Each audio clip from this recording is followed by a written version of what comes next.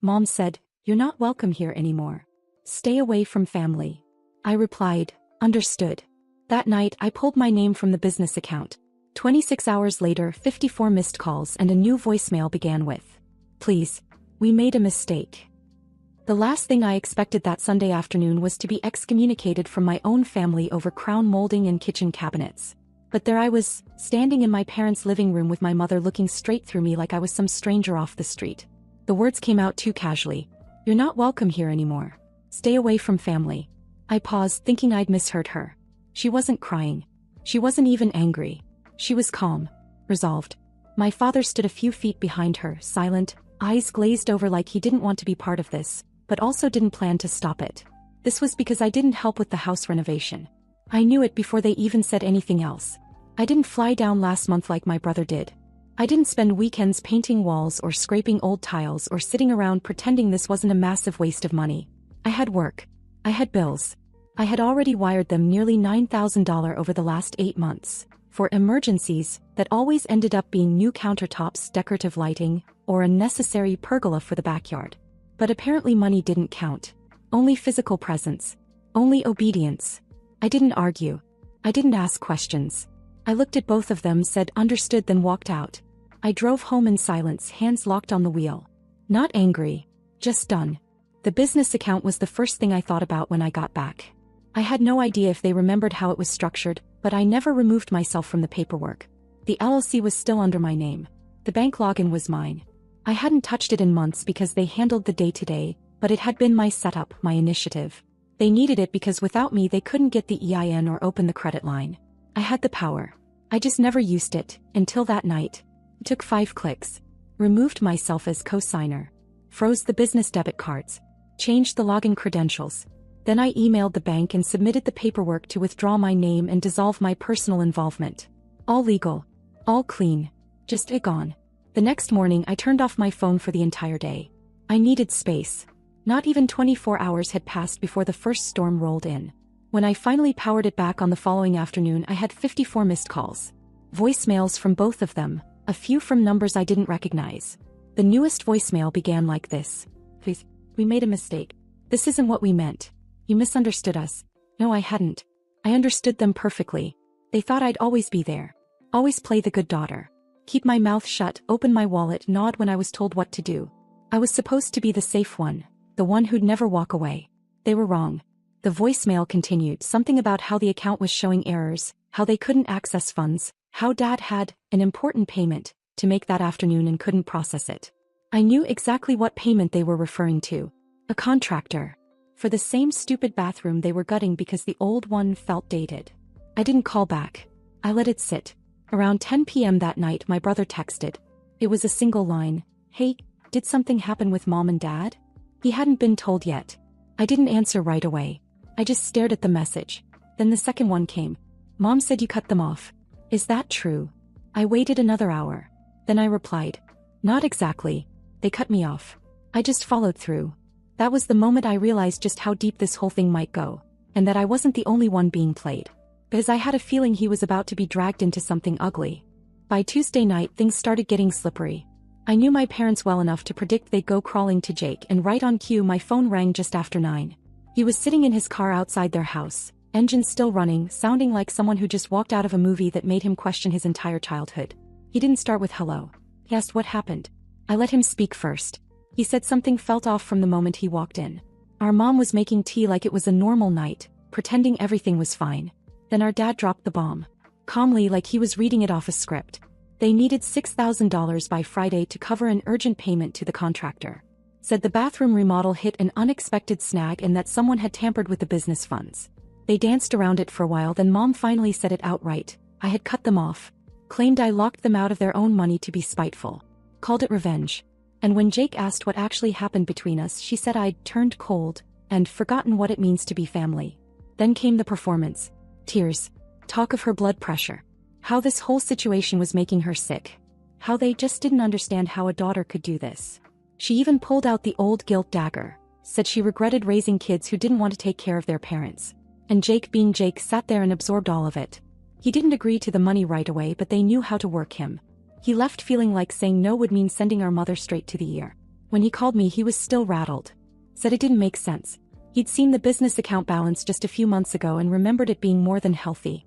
He asked me straight, did I do something to the account? I told him the truth. They kicked me out. That was the reason. Not a misunderstanding. Not a fight. A cold, deliberate decision. I told him about the years of quiet help. The bills I paid, the debt I absorbed, the insurance policies I covered. I told him about that Sunday. About Mom looking at me like I was a tenant who'd overstayed my lease. And how she said it. You're not welcome here anymore. Stay away from family. I told him I didn't scream. I didn't cry. I just walked out and pulled my name from the account. Simple as that. Jake didn't speak for a long time. Then he said, they told me you left because you were mad about the kitchen tiles. He laughed after that, but not because it was funny. I asked him one question. Did they mention the $4,800 charge? He paused. Said no. That was when I told him I saw it before I pulled my name. A pending charge labeled Wellness Retreat Deposit. I said they're not struggling. They're planning a vacation. They're drowning in credit card debt and using the business money to stay afloat. But they're also trying to go somewhere called Serenity Springs next month. He didn't believe me at first. So I told him to check the account. I still had the old login, but so did he. I'd given it to him last year when I wanted to hand off some of the work. An hour later he called me back. Different tone now. He sounded like someone who just realized the people he thought were leaning on him were actually using him as a crutch while dancing behind his back. He found everything. The retreat charge. Payments to 2 separate credit cards. A Target run that was over $900. Probably all new towels and candles and crap for the renovated house. Then he saw something else. Transfers from the business account to their personal checking. Every 2 weeks like clockwork. And the biggest surprise? It wasn't new. It had been going on for over a year. He just never looked close enough. The part that hit him the hardest? One of those transfers happened a week after he loaned them $1,200 last spring. Said it was for dental work. They used it to cover a landscaping bill. Jake didn't say much after that. Just one thing. What if we both say no? I told him, then maybe they'll finally hear us. But I knew they wouldn't. People like them don't listen. They just scramble to find a new way to twist the story. And sure enough, by the next morning my inbox had a new surprise. A message from my father. A forwarded email chain. Subject line: Legal advice, family business disputes. The email was short and the message wasn't subtle. My dad had forwarded me a chain between him and someone named Ronald K.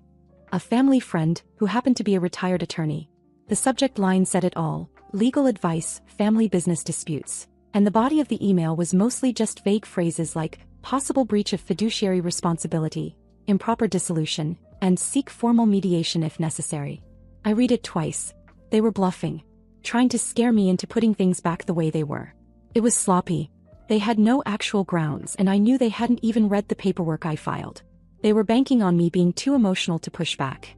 Instead, I replied with a copy of the original LLC formation documents, plus the closure confirmation from the bank, and a quick line that said, all actions taken were legally sound and properly filed. They didn't respond. But 3 hours later I got a text from Jake. Dad says you're suing the family? I just texted back, no. He's panicking. That night, Jake came over for dinner. First time in months. He brought a 6-pack and sat at my kitchen table like someone who'd aged a decade in 3 days. Said he hadn't been sleeping. That our mom sent him a message at 2 a.m. with a list of everything they've done for us over the years. Birthdays. School pickups. A photo of the first car they helped him buy. Never mind, he'd paid off 90% of it himself. They were laying it on thick. Building a case. Trying to rewrite history so they came out as the victims. He said he hadn't sent them the rest of the $6,000 yet. Wasn't sure if he would. But then he told me something that changed the whole dynamic. They wanted him to take over the business account. Not just help with it. Full control. They said it would make everything easier, and that it was time for the next generation to step in. What they really meant was, we lost control over Mary, so now we need you to keep the money flowing. Jake looked at me across the table and said, they're trying to use me to replace you. I told him, that's exactly what they're doing.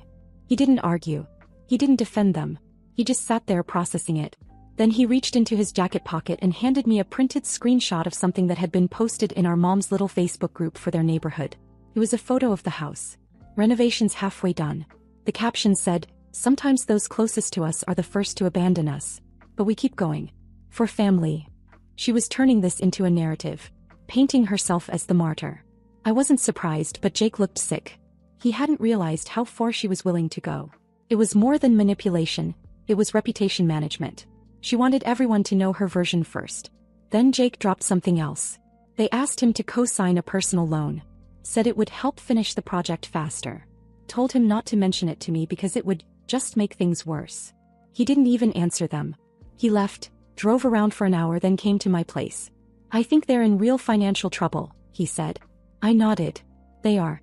But they want to drag us down with them. We sat in silence for a bit. Then Jake said something that made me realize this story wasn't going to end the way they thought. I'm done too. Whatever they've built around themselves, they can keep it. But they don't get to build it on us. The next morning, Jake logged into the business account and did what I had done a week earlier.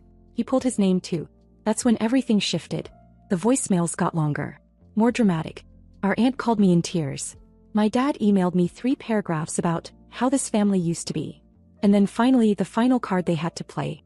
Another voicemail. Mom's voice cracking like she was choking on her words. If something happens to me because of this, I hope you can live with that.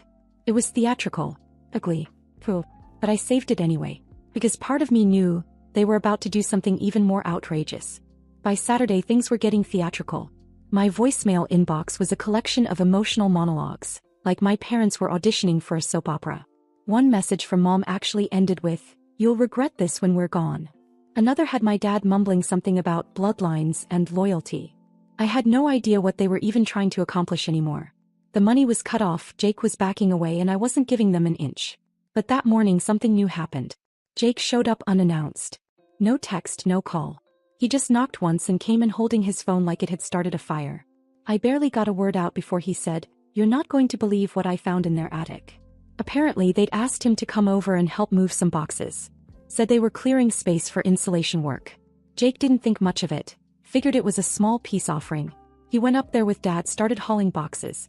But when Dad left to grab lunch and Mom disappeared upstairs to call the insurance company about project delays, Jake started poking around. One box was labeled holiday lights.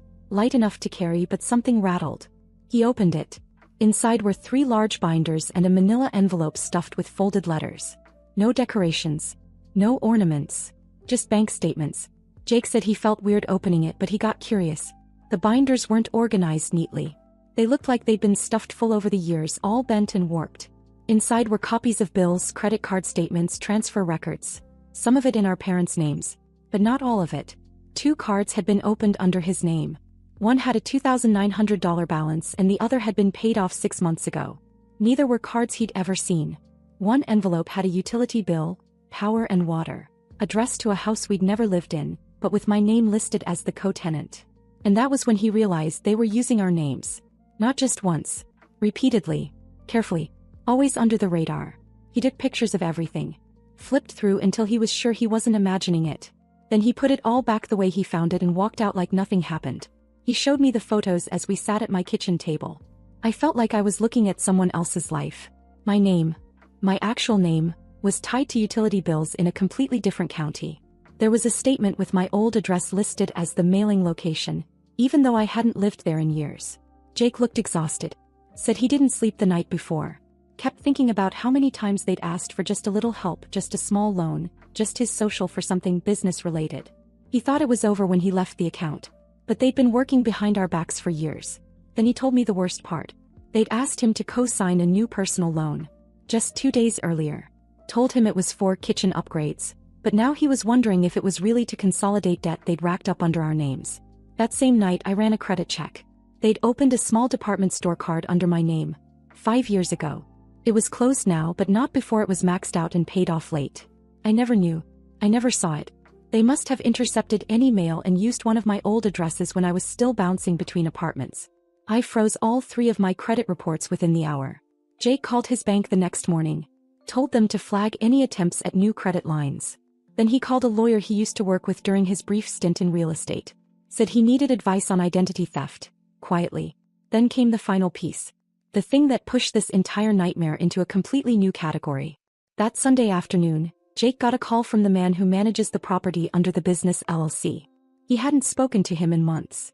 The guy asked if Jake had seen the new lease agreement his parents emailed last week. The one that now listed only their names as owners with Jake and me removed entirely from the paperwork. They tried to rewrite the company structure. Without telling us. Except, they weren't legally allowed to. Because even if my name was removed from the bank account, our names were still on the articles of organization filed with the state. They tried to steal it. Flat out. I didn't cry. I didn't yell. I just sat there and said out loud, "They're never going to stop." Jake looked at me and said, "We have to burn it all down. No more warnings." We didn't know it yet, but we weren't the only ones with a problem. Because less than 48 hours later, something would happen that would drag my parents' secrets into public view. And this time they'd have no way to hide. By Tuesday morning, we were already drafting formal legal notifications. Jake's lawyer friend helped us prepare letters to the state business registry, the property manager, and the bank. Nothing aggressive yet, just official, stating that any attempt to alter the business ownership or financial structure without unanimous agreement was invalid and subject to review. But the real blow didn't come from us. It came from someone we didn't even know existed. I got a call from an unfamiliar number while I was driving to work. Let it go to voicemail. When I checked it, I had to pull over. It was a woman named Lauren. She said she was calling from a local design firm that had been working with my mom and dad on the renovation project. I had no idea why she was reaching out to me, but her voice was calm, almost tired. She said, "I just thought you should know. Your parents named you as the guarantor on the design contract. And when our payment bounced yesterday, we were advised to come after you for the balance." I nearly dropped the phone. She emailed me the contract. And there it was. My name typed cleanly onto the last page just above the digital signature line. But the signature wasn't mine. It was a clumsy attempt at my initials with a timestamp from 3 weeks ago, 2 days after I was told to stay away from family. They'd forged it. I called Jake. Told him everything. He didn't even sound surprised. Just asked for the name of the design firm and said he'd call the lawyer. He already knew what I was thinking. If they forged my name on one contract, what else had they signed? By Thursday we found out. Jake met with the lawyer in person and brought all the documents we'd collected. The financial records, the screenshots, the emails. And in that meeting, the lawyer said something neither of us saw coming. "Do you want to press charges? Because you can." That night, Jake told me he was seriously considering it. Not just for the fraud, for the betrayal, the emotional blackmail, the manipulation, the years of lies. But that decision was taken out of our hands. Friday afternoon, the property manager called again. His voice sounded different this time. "Kiki." He said the tenants in one of our properties, the one under the LLC, had filed a complaint. Apparently, my mom had visited the house 2 days earlier and told them the lease was void. Said the new owners would be taking over. She wasn't just trying to steal the business. She was trying to evict people. The tenants filed a report with the city, who then looked into the company. And within 24 hours, the city had flagged the LLC for suspicious activity. That meant any attempt to transfer property, modify leases, or collect rent was frozen pending investigation. My parents didn't know yet, but I had a pretty good idea of what would happen once they found out. Sure enough, the next morning Jake and I both got texts. Not threats. Not guilt trips. Just one picture. A photo of 2 suitcases and a pair of passports on their kitchen counter. Then the message. "We're going to the Maldives. You and your brother have exhausted us." I stared at the screen, jaw slack. No apology. No shame. They'd been caught forging signatures, opening credit cards in our names, trying to rewire the entire business behind our backs. And their response? A vacation. They claimed to have no money. Said they were broke. Pleaded for help for months. And now they were flying across the world like none of it ever happened. Jake texted me separately. "I guess they really are done pretending." I replied, "Good. So are we." And that was it. We didn't call. We didn't reply. We didn't stop them. Because the funny part? The flight never left. They were supposed to fly out Sunday morning. Jake tracked the flight they claimed they were taking, non-stop to Malé, 10:35 a.m. It left LAX on time. But our parents weren't on it. We found out on Monday. The property manager texted Jake a photo taken from the office window. Our parents were standing in the parking lot next to their car. They weren't dressed for international travel. No luggage. Just a single carry-on bag and some papers in my mom's hand. They looked stressed. Our dad was pacing, phone pressed to his ear. My mom wasn't talking. Just standing still. Jake called the manager. He said they had come in to ask a few questions about the city audit and why all property operations were frozen. They played dumb like it was the first time they'd heard about it. The manager told them the city was conducting an investigation into possible misuse of business funds. And that, due to certain flagged inconsistencies, they should prepare to submit formal documentation. They left without saying much. No airport. No Maldives. They'd lied about the whole trip. The vacation was a bluff. A pathetic final move to make it look like they were above the fallout. that they were sailing into some glamorous escape while Jake and I wallowed in guilt. But they didn't even have tickets. They probably never packed a real bag. They just sent that one photo assuming it would shake us. What they didn't expect was for Jake to run a reverse image search on the photo. It wasn't theirs. It had been pulled off a travel blog, posted in 2017. The passports weren't even the same model anymore. I guess they forgot that passport designs change. That was their last magic trick. And it flopped. 2 days later we got an email.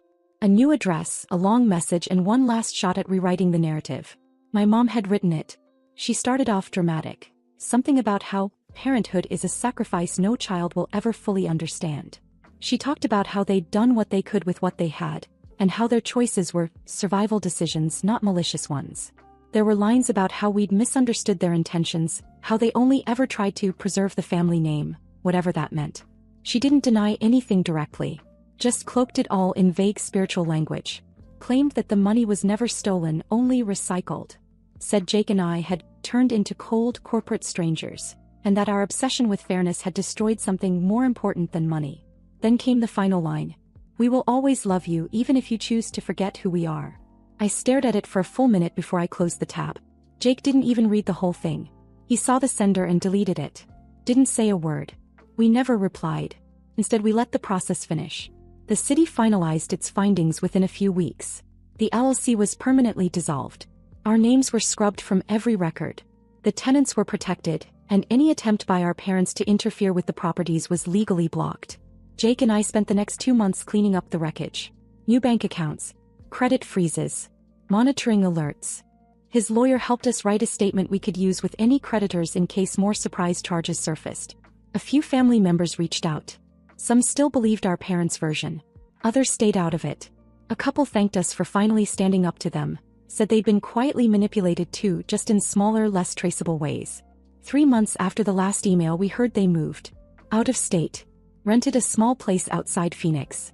Someone said they were telling people they'd retired early to reset and live more simply. I didn't care. They got what they wanted, distance. And so did we. The funny part is they thought they knew me. Thought I'd always be the daughter who kept giving, kept forgiving, kept saving them. But they never met this version of me. The one who finally stopped looking back. And when they told me I wasn't welcome anymore, they thought it was a punishment. But it was the best gift they ever gave me.